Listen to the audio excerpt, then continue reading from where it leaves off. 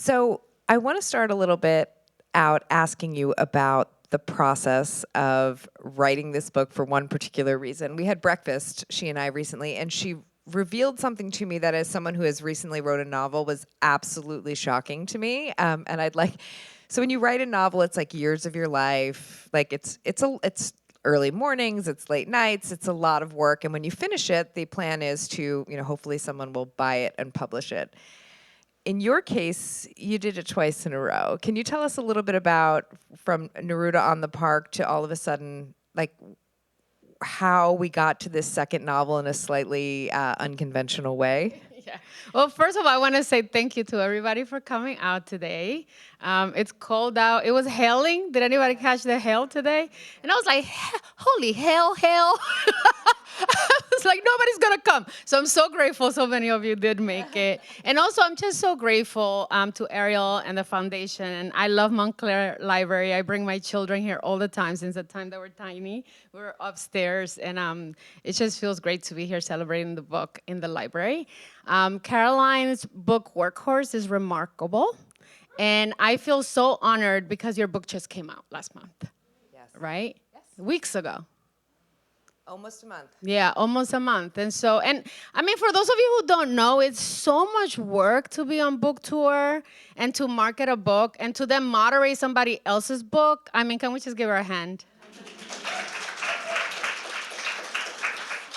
I think that's why Cleyvis looks like this. And I look like this, but it's okay. Well, I was like, listen, I'm going to show them a little leg. I was like, that's the reward for I'm coming going to show them my dad's jacket, and they're going to like it. But yeah, well, thank you for the question about the process. Yes. I appreciate that, but I didn't want to go full steam ahead without acknowledging just the labor that it takes to do this and how grateful I am for you. And especially being sick. No, it's good. This is exciting for me. Thank you. Yeah. So we met at Mercado and we're talking about our books. And so for those of you who don't know, Neruda on the Park was a 15-year journey for publication. I wrote a book when I was in my MFA program at NYU, and that book I got agents, it never sold. So that book is in a drawer.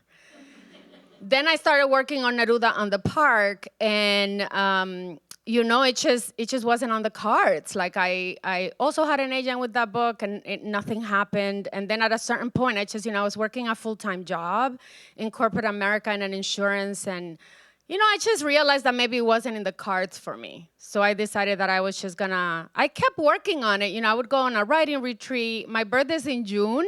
So it's either resolution time in January, 6 months later for my birthday would usually be the two times when I would be like, this is my year, And then I would send it out and try to get an agent and be just demolished with despair from all the rejection. So at a certain point, I just put the book away, and it wasn't until, years later, I was going through a lot of personal turmoil. And I decided, because of a medical crisis that happened with my children, that I was going to come back into the book seriously, and I was just going to give it a real shot. And so it was really interesting because at that point, right, it was 2017, 2018, and I came back to Neruda on the Park really seriously. And I started applying to things like workshops or fellowships, and I just did not understand why I was still being rejected. I was like, what is wrong with these people? I'm talented. Why is nothing happening with this book? But this time around, I wasn't going to give up. I wasn't going to put it to the side. So I kept trying, and eventually I was able to get the right agent and sell that book. So when the book came out, it didn't come out till 2022, which is, 3 years ago now, which seems kind of bizarre. So when I sold the book, it was during the pandemic in 2020. And it was at that time that I started working on this book, The Grand Paloma Resort. And I remember being stuck at home. My 2 young children were being we were doing virtual school, but it was 30 minutes, and nobody knew what was going on. It was all hell broke loose. The children were crazy. Me and my husband were working full time. And I just remember, getting this invitation to like submit a short story for a journal that a friend was editing. And she said to me, "Do you have a short story that you could send me?" And at that point I had decided I wasn't going to work on anything else because I really wanted Neruda on the Park to make it. But I also knew that when like opportunity knocks, you gotta like grab it. And so when she asked me if I actually had something, I was like, absolutely, I have a short story ready to go. And then I went, my computer at 5 a.m, and I had been thinking about these employees for a while. I mean, every time I traveled to resorts, especially to the Dominican Republic, I would think about how jarring and surreal it is to be in these spaces because they're really made for the pleasure and enjoyment of the tourists. And then, when I go to the Dominican Republic, I would always look at the people that look like me, that were the workers, and I would be like, this is crazy, because I knew that had I never left the Dominican Republic, that hotel life would not be accessible to me. And a lot of the beauty and the resources that are behind the locked gates of the resorts would not be available to me. So it was just really like an interesting, ripe kind of idea I kept coming back to. And so, I started writing them as short stories. And when my book came out, I remember my editor said, I haven't bought any fiction. This was the year after Neruda on the Park came out. And she was like, I haven't bought any fiction. What are you working on? And I was like, so interesting you ask. I have a book ready to go, almost ready to go. And she was willing to like get the book as a proposal, which by the way, like after like my first book failed, the second book was 15 years. I didn't even know people sold novels that weren't written yet. So I was like, are you kidding me? They do? That's really good information. It's good to know. We'll workshop that next idea. Perfect. But it was just like kind of interesting to me because I know that like the pain and a lot of that suffering that like 20 plus years, right, of me writing fiction and it going nowhere. And then all of a sudden, like it was really on the merit of Neruda on the Park that I sold this second book. And, it was just with an outline and a couple of sample chapters. And the deal happened super fast. So it was a very different kind of setup from like this first kind of painful year after year process to then in 2020, I started writing the stories. And then, 3 years later, I sold a book that wasn't finished. It's really funny that this started off, parts of it as short stories, because that possibly answers a question I had, which is, I feel like as a writer, but as readers, I feel like every time I read a book, it's got a great plot, but maybe it's a little light on description, or it's got these great characters, but I could use a little more plot, and in this book, I feel like what you do so well is you hit the marks of the character. The characters are so, I just recently read a book that shall remain nameless that had 4 female characters, and by the time I got to the end, I was like, wait, who is, and like who, and I was completely lost, but in this, I wonder it's because it was partially short stories when it started, but all of your characters are so distinct from each other. They look different to me. They sound different to me. I understand what they're trying to get in life. I understand what they're feeling. It's very hard. I mean, and it's like 10 characters, and it's really hard to do. I find it hard to find as a reader. Do you think some of that came about because they were sort of, I don't know what the short stories were like, but like, was there a Pablo and Vita short story, and then you kind of put them all together? How did you get so much, because so much detail and so distinct on so many characters? Yeah, thank you for that. That compliment means a lot, especially because I loved your book so much, and I felt like you had such remarkable characters in your book. I think for this book, because I had been thinking about it for a really long time, I had been thinking about the characters, I had been thinking about the resort, which is a fictional place, but I kept kind of like bringing into this fictional world, the world as I was experiencing it, especially, during the times when I was traveling through the Caribbean. I started writing the stories, and it was supposed to be like a novel in stories from the beginning. So the idea was that there was going to be this crisis at the outset of the book, right? Like I knew from the beginning that what jump-started the plot for the book is that there was going to be a crisis with a tourist child. And so, this child gets injured, And then we have like these two sisters who work in the resort. And from the beginning, we knew like that these two women really want to get off the resort. One of them is a child; she's 17 years old, and the other one's 27. And so from the beginning, I was like, okay, so I know I have these like employees, and it was really important that the book be about the employees of the resort, right? And so I wanted the crisis to be like one incident that happens that could really kind of like bring the hotel to the ground is if somebody gets hurt, you know? Especially a child. So like the stakes had to be really high. And so I started out with these two sisters who like have a very, very fraught relationship. And then I brought in the curandera. You know, they can't go to the doctor in the hotel because then, you know, they're gonna get in trouble. It's the younger sister, the 17-year-old, that's responsible for the accident to this tourist child. She's a babysitter. And so I just remember being like, okay, so they call the curandera that lives up in their town, you know, that's the community. They're gonna call someone from their community to come help.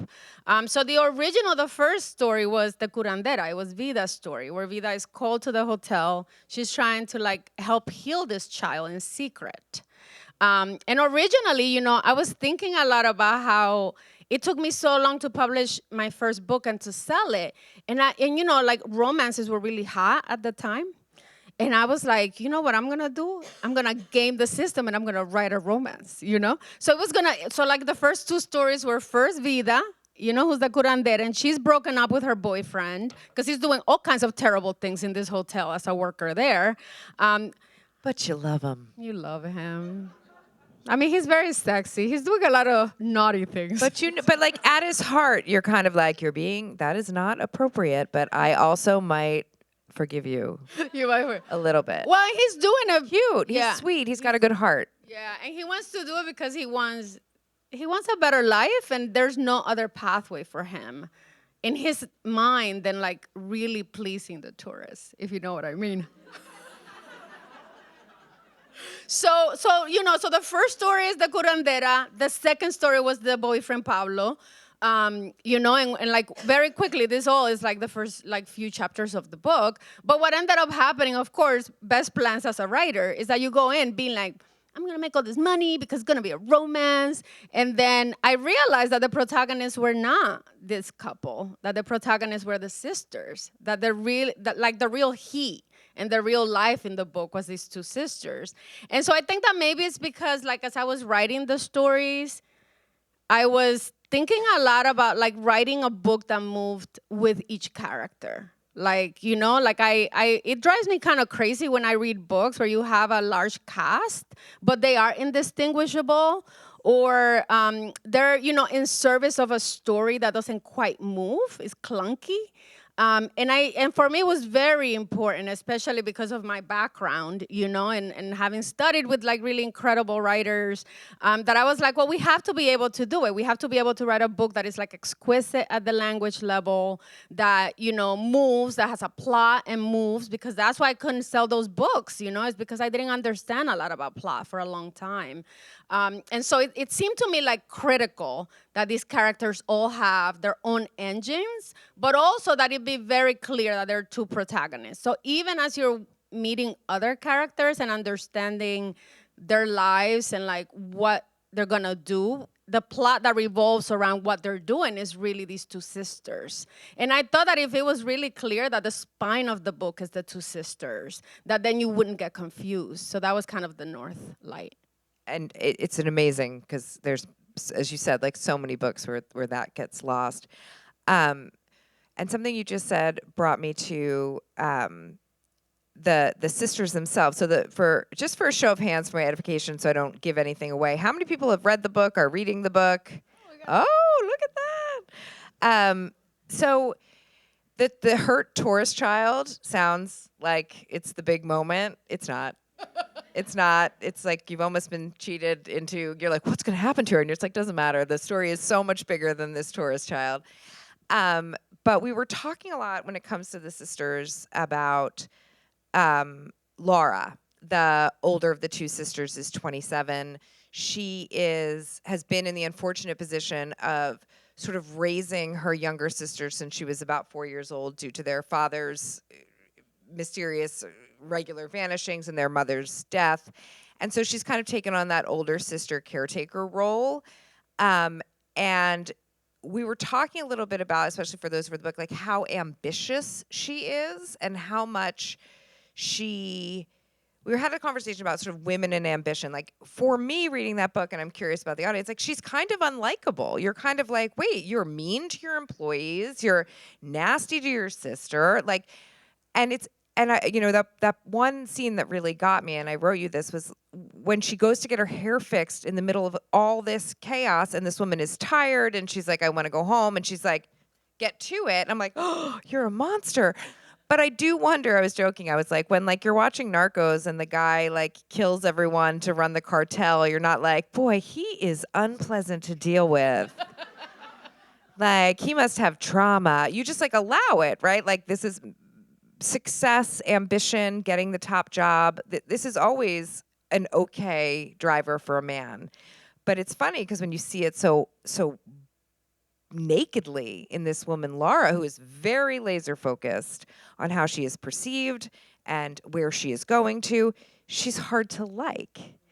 Can you talk a little bit about like writing, as you said, one of your backbone characters, about being kind of, I mean, they both start out a little unlikable, right? For different reasons. Like, how is that as a writer, like to kind of put forth a character your reader might feel like, wow, I don't know if I can relate to her. Yeah, I mean, I was really worried about this as a writer, and I've encountered really wonderful books, and that have women who are really difficult, and and I don't like to think of them as unlikable. I like to think of them as complicated, but. We don't like complicated women. I mean, it turns out that it's very difficult for women to be complicated in the world, in the real world and in the fictional world. And so, there were a couple of things that I was thinking about because I remember writing that scene. And so this is what happens, right? Like, Laura, you understand very quickly that, like, she's really drank the corporate Kool-Aid. Yeah. I mean, like, this hotel has given her a lifeline. It has given her kind of like a structure and support that she didn't have from her community. She always felt kind of like neglected from the community, and so she didn't have that love from the community, especially as she took on that caretaking role. And so she really loves this place, and she has really learned because she's done all these different jobs. She started out as a waitress, and then she like worked in a kitchen, and like she's done all these different jobs. But at the end of it, she's just had this kind of education in like corporate management and strategy because she's been picking up after the people in the conference rooms as they're like learning strategic meetings, right? And so she just has this mindset that it's like, this is my path to freedom, is this job, and she's gonna do whatever is required for like the hotel to survive and for like for everybody to be okay. And I also think that there's something to me about Laura, that she is someone who I like to think of it as like, when someone has done something really mean to you, cruel, and like at one point you have power over that person. And I feel like a lot of times, like especially when we learn that someone has had like some kind of trauma, or like someone is poor, working class. The expectations in narrative fiction is that the person makes the like high moral ground. Yes. They take the high moral road over and over again. Like your child might be sick, right? But you're like not gonna steal the $1 million in the bag. Right? Like you're gonna say no, and then somehow the like millionaire is gonna be like, I'll pay anyway because you made the right moral choice. Because we have to like them. Because we have to like them. We have to like them. And, I kept thinking when I was writing this book, and I was really committed to writing the truth about these characters. And I remember thinking, like, really, like if a poor person is in an impossible situation, I think 10 times out of 10, they're going to make the morally corrupt choice. Because that's the only choice they have.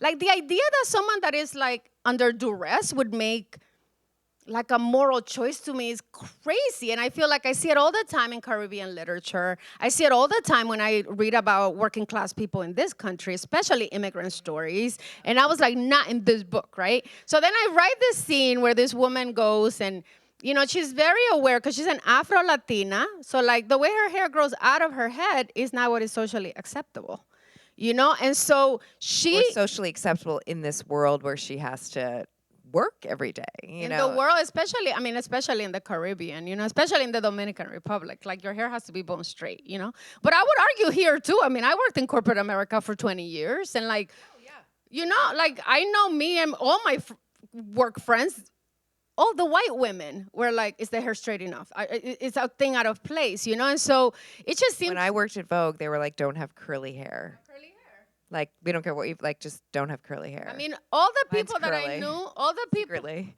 It looks It's a bad blowout, but mine is also kind of curly. But I like habits die hard. I think that's one of the things that really struck me being a working person was like how often, like just before you're even heard or like taken seriously, like you could be competent and smart and hardworking, but if you do not adhere to like respectability politics, it's really hard to get ahead. So, you know, what ends up happening is that she ends up jumping in the water to like save her sister because she thinks her sister's drowning. And then like her hair weave is knotted. So she has to get her hair fixed. I mean, this isn't like an optional, like, oh, just put it back in a ponytail. Like, if you're wearing a weave and the weave is knotted, it looks crazy. And also, they can't wear ethnic cloth on their hair at the hotel. So that was really important to me, I think. And so I remember writing that scene where she goes to like this woman at the end of her shift. The hotel salon is closed, and this woman's just trying to get home. But there's no way around it. You're going to have to fix my hair.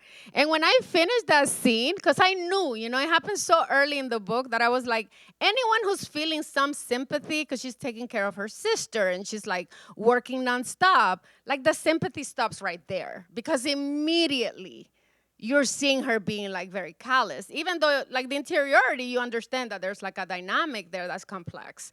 But I remember writing that scene and like, walking away from my computer and going for a run, because I was like, who in the hell is gonna buy this book when this one, and you know, and it's crazy because I really remember like being very conscious of like the market in a way, because like I knew that there was this opening for my career as a writer and a career that I had been trying to build for 20 plus years. And I was like, are you really gonna throw it away by like writing a book about this really complicated and difficult woman? And, you know, and I went for a run and I came back and I was like, you know what? I feel like if I do my job as a writer, and first of all, I show her like all sides of who she is, first of all, I thought a reader wouldn't be able to take their eyes off of her. Because you're like, well, what else is she gonna do? What else is she gonna do, right? Like, she's someone that's very callous. So you're also kind of like escalating that. But then that's part of the reason why I did create a book that was like multiphonic. Like, I was like, well, the other part of this is that you have to be able to see characters that are doing things that are kinder and more beautiful and out of love. Like, out of love, a different kind of love, you know? And I was kind of hedging on that I would be able to get away with it. Because I was like, the book is not going to work if I'm not true. Because Laura really is the like heart of this whole book. And she's a very difficult character. She's difficult, but even in that scene, I'm able to see both sides of it. I'm like, oh, this poor woman wants to get home and see her child. And she's saying, no, you're going to stay late and you're going to fix my hair. But then I'm like, but she works in an environment where in order to not even just get ahead, but to stay where she is, be treated, you know, appropriately, she has to like look a certain part.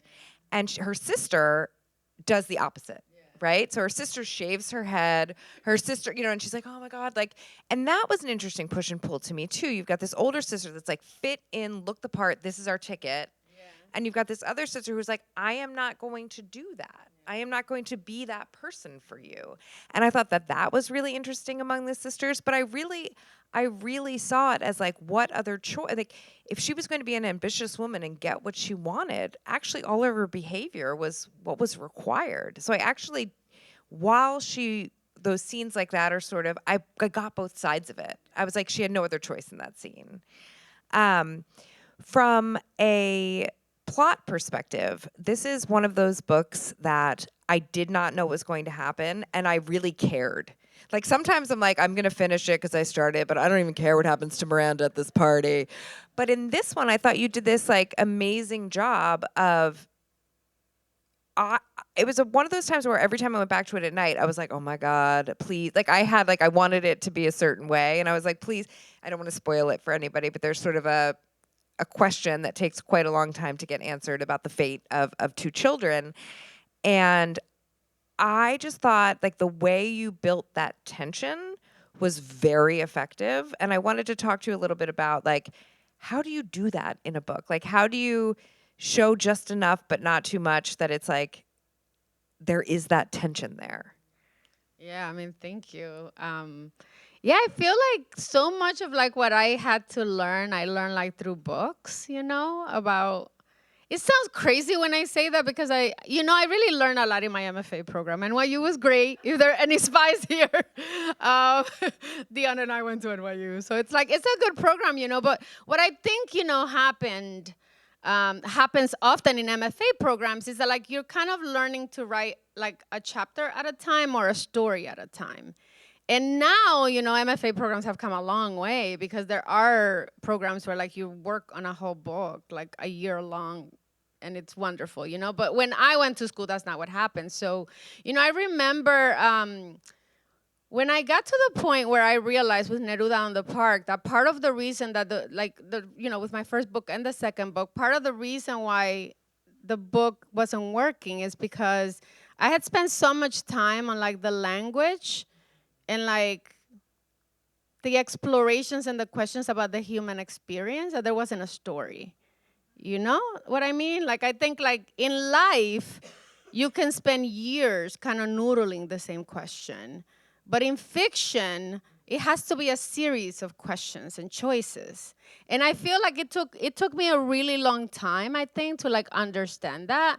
So I remember like when I went back to writing, after taking a long break and going back, and I remember I took a class with I guess he's a horror writer, Victor Laval.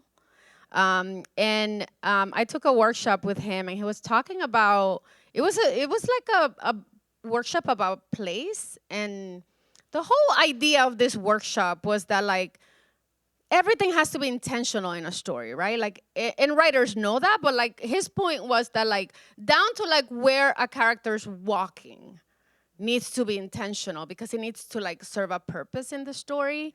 And I just remember like thinking about my favorite books and the books that like, you luxuriate in the language, but there's like this kind of pressing question that makes you turn the pages.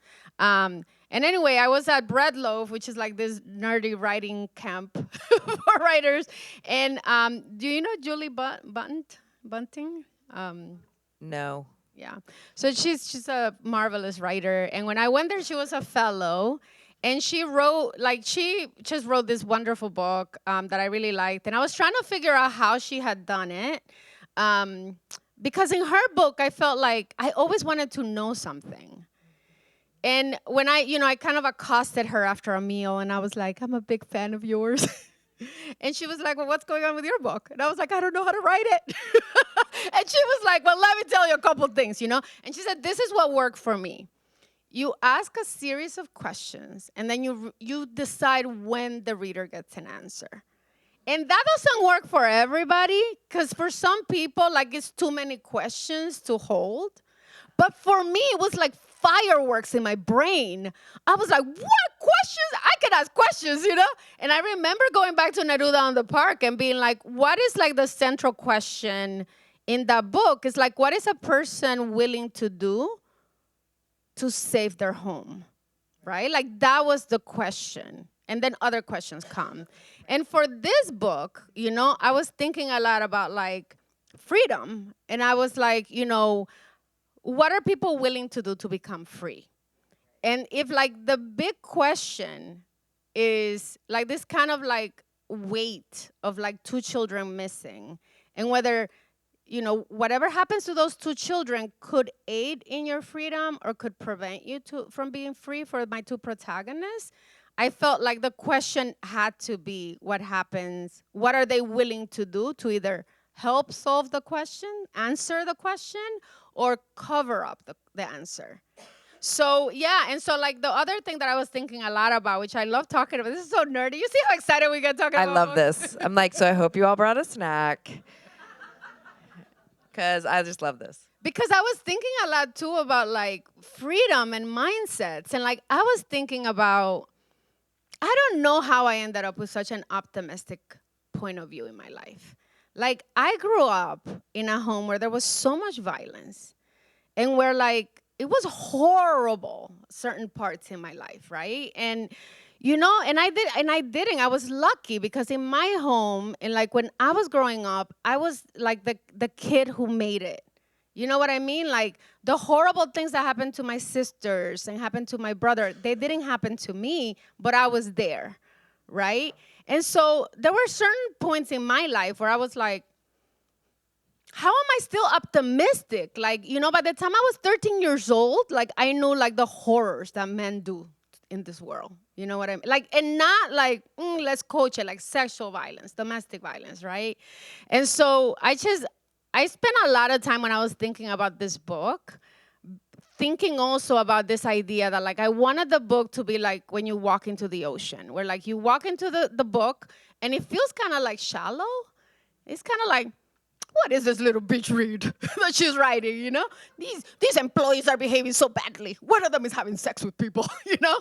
And like, but as you keep reading, like I wanted the book to get like more complex and deeper, right? But like also like the issues to get like kind of like you're in the ocean kind of get scary. I don't know about you guys, but like sometimes when I'm in the ocean, I'm always kind of scared something's gonna grab me from underneath. Like, and so I just wanted that feeling of dread, right, for the reader, but also to do it in a way where like you wouldn't be able to like stop reading. And so yeah, so like I was thinking a lot about that. I was thinking about my own optimism and how I think like because I have always had this kind of growth mindset, to just use this corporate lingo, from my old job. I feel like the reason that I've always been optimistic is because other people's labor. You know what I mean? Like my mom, my aunts, my sisters at certain points in my life, like everybody did things because at some point people decided that I would be the one that would make it. And somehow, like, I was protected. And so that's the dynamic that I wanted to give these two sisters. Like, I wanted Laura to be like this pessimist because she's seen the worst of the world and she expects that's what's going to happen. And then because of Laura being the one that has worked at the hotel, has enabled her sister to get this kind of elite education, her sister gets to be this kind of activist, and she gets to shave her head, and she gets to say no to patriarchy and no to racism and no to like She all gets these to things. be ungrateful. She shaves her head. She takes a lot of drugs. Man, if I was Laura, I would be so angry. No. But I think this idea of freedom is really interesting because all of your characters find freedom in very different ways. And it's not like it's all a one size fits all. Not everyone wants to escape. People want to live in different ways. Yeah. And this sort of allows like you get to this place where people's definition of freedom, it's kind of like, it's funny that two things you've said are, it's a good, it's, you know, the ending, you're like, okay, you know, like but also the ocean metaphor is amazing because it's exactly my experience. And when I started reading it, I was like, okay, this is going to be like an upstairs, downstairs, but like vacation edition. And like, I have never seen White Lotus, but I heard about and I'm going to get this real kind of look at what it's like to work at one of these places. And then I was like, okay, so now I know what I'm getting into. And then all of a sudden I was like, whoa, like this is not like the ocean got deeper and deeper on me. And I thought that was like really well done. The tourists in this book are the worst people on earth. Like they don't have a single redeeming character. Like they all dress the same. I'm like haunted. I will never wear an asymmetrical white bathing suit or aviator sun. Not that I own them, but I'm like never again. But it is the point of view. It is They're unrelentingly awful. Really, I was like, is there anyone who's except the two sisters, the Vargas sisters, but they're kind of the world, so they're. And the entire book is you didn't dip into, which I really sort of enjoyed, but let me explain this terrible situation from the tourist point of view so it can be fair. You were like, nope. What was Was the decision always this is only going to be from the employees' point, or the people who live there and the employees, everyone from their point of view, or did you ever toy with the notion like maybe I should get a little closer to the tourists who are you shouldn't because I was never tempted. Yeah. Like I was never, because I you know what know. it is. I mean, what has happened to me, which is kind of really bizarre, is that in the Dominican Republic when I was growing up, right, we didn't have a lot of money, so like we just didn't have a lot, and but like we also had more than others because my grandparents were landowners. So even though like my parents didn't have a lot, like there was like proximity to stability, and like we always had like a parcela full of plantains and things, right? Like we weren't gonna go hungry, right? And what ended up happening when we traveled, right, to the United States is that, obviously very quickly everybody's class changed, but mine changed very drastically, right? Because I went to graduate school and because I took a job in corporate America and I became an executive, and then like I married a very handsome husband who has a very good job. And so like all of a sudden like he and I were traveling to these places that I was like, hold the phone, like this is fancy. And But those plants are plastic.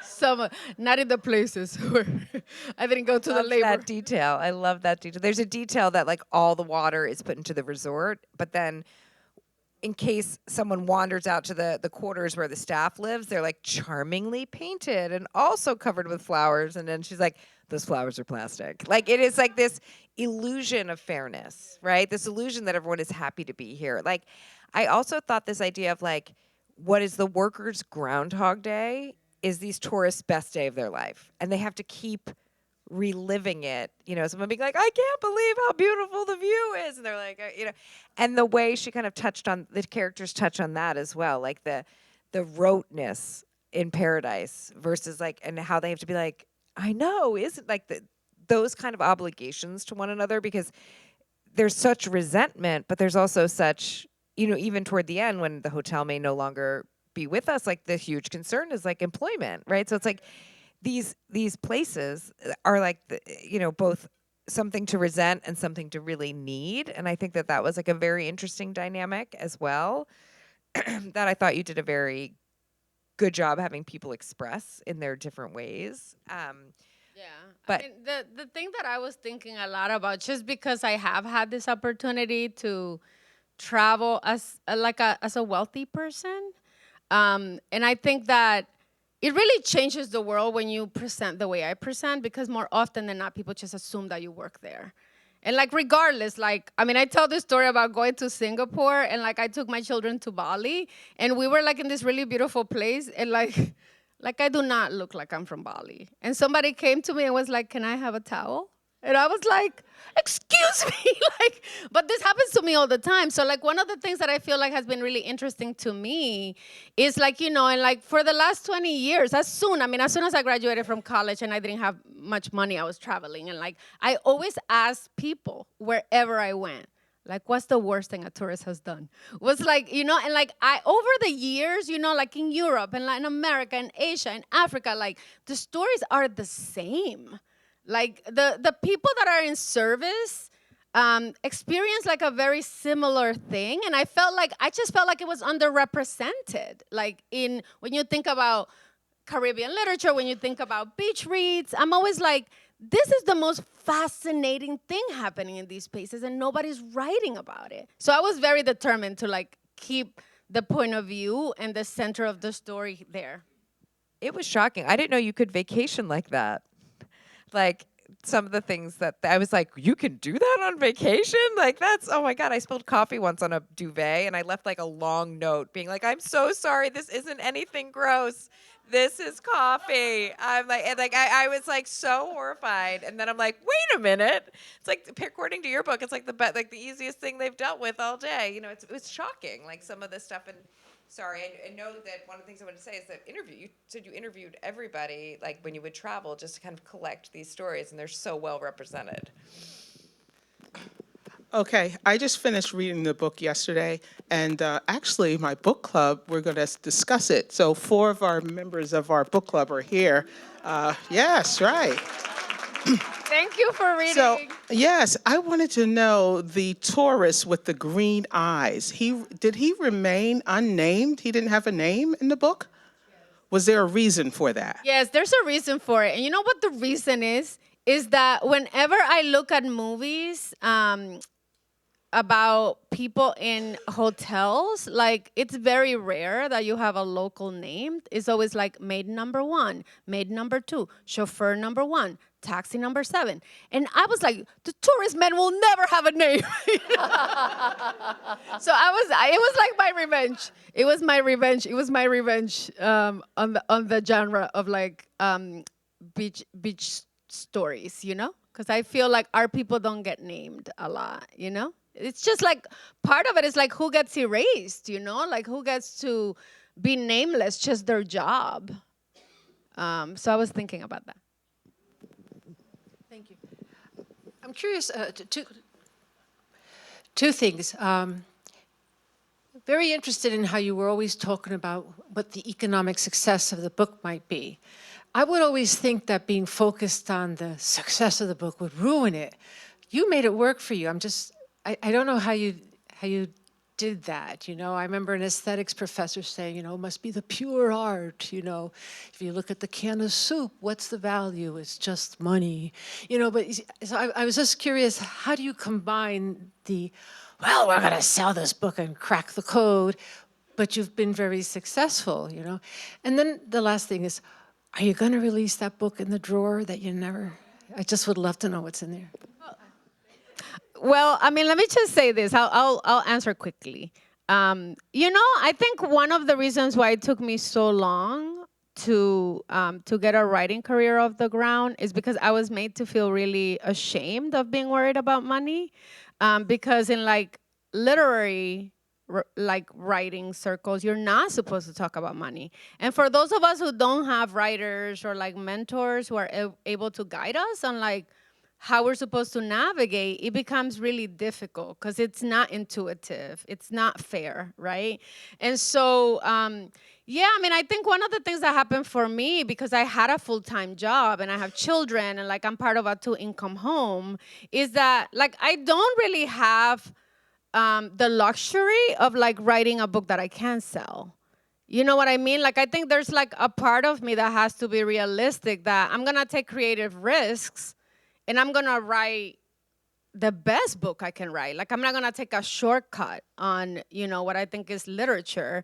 But I also feel like that idea that you could write a book that doesn't have a plot, like that's the way that I was brought up, reading books that didn't have plots and where nothing happened. And there were like writers who made whole lives, the good old days, who like made whole lives, you know, as professors and like, you know, getting grants. And like, that's just wasn't available really as I was coming up. And I wish I had been able to like talk candidly about that stress.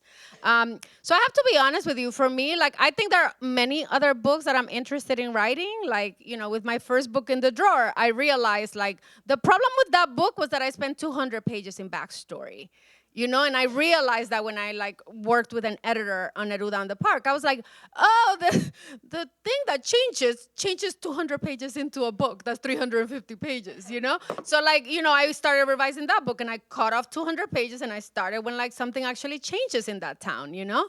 And so, I mean, I think like part of it is like understanding craft and really understanding what makes a story work, regardless of whether you can sell it or not. I want to write good books that people want to read and will love.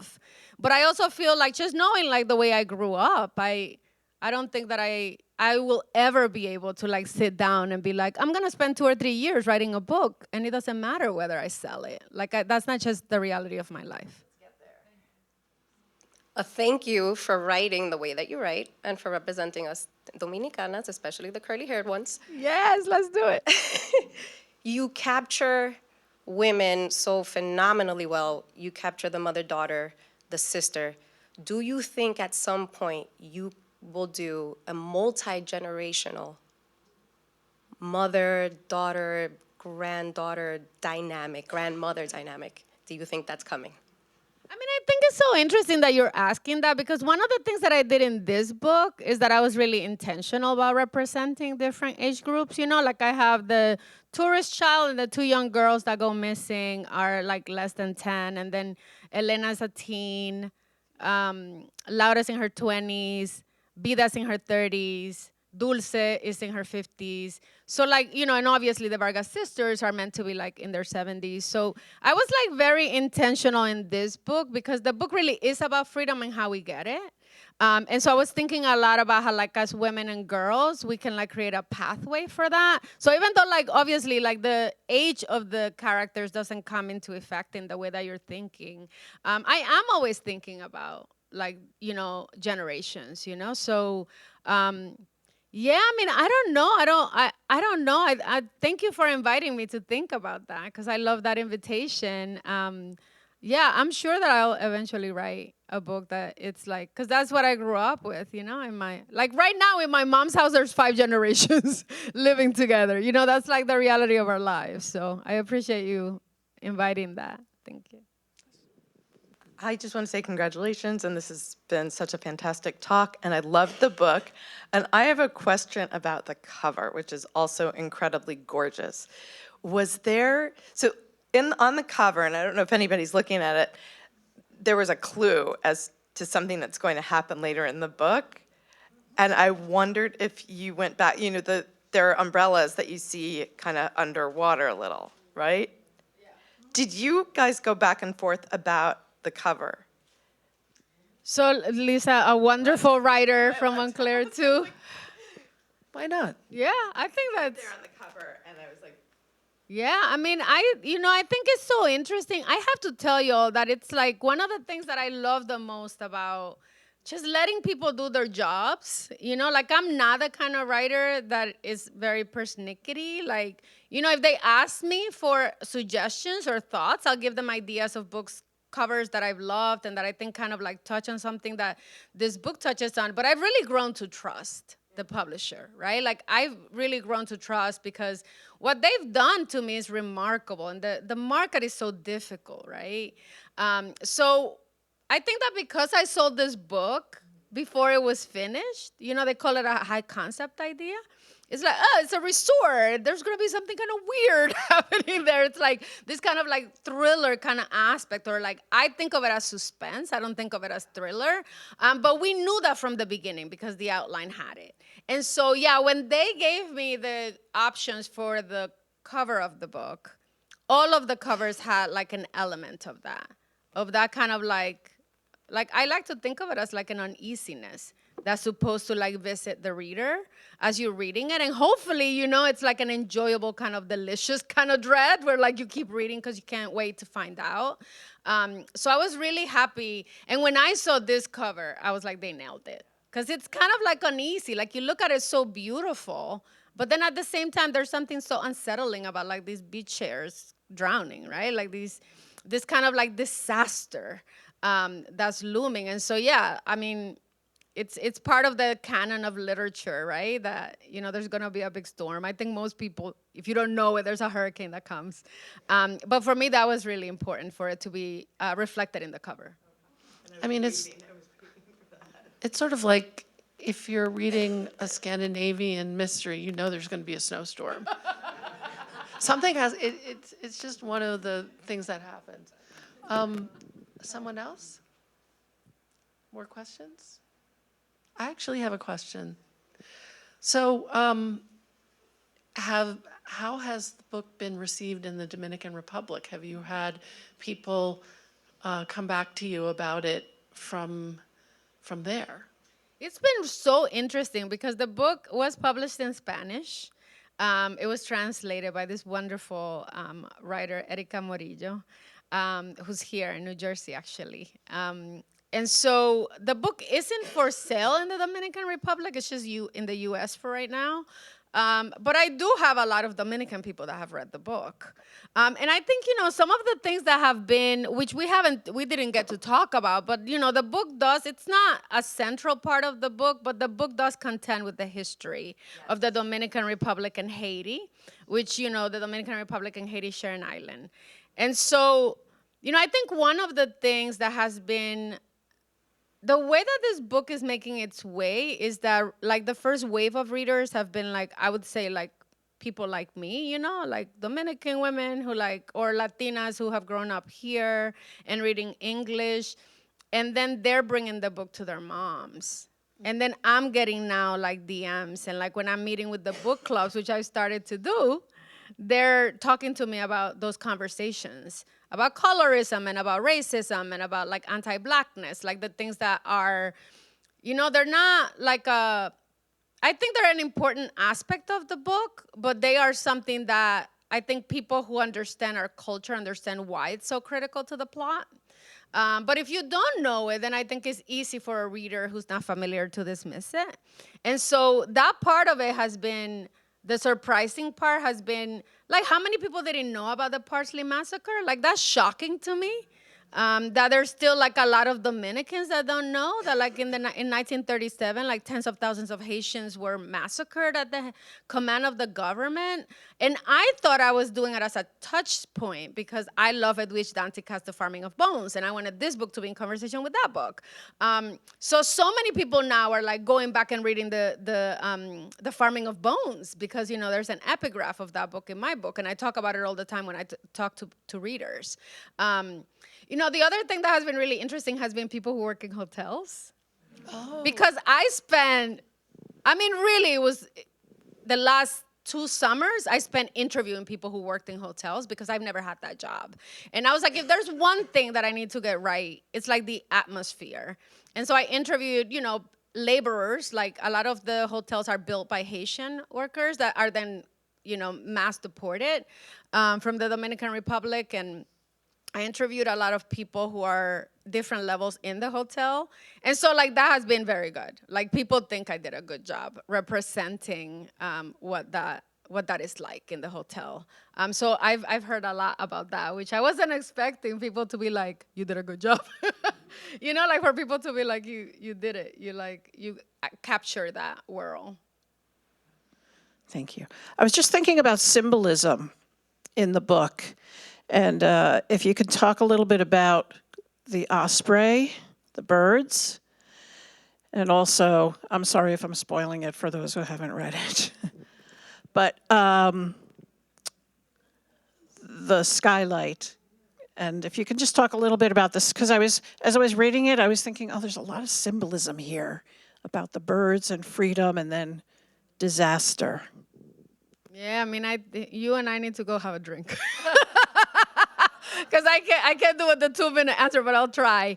I was thinking, I had a lot more about the birds in the book that got caught. I caught it, not my editor, because I wanted the book to be like not longer. I think one of the things that I've been thinking a lot about is like the climate crisis.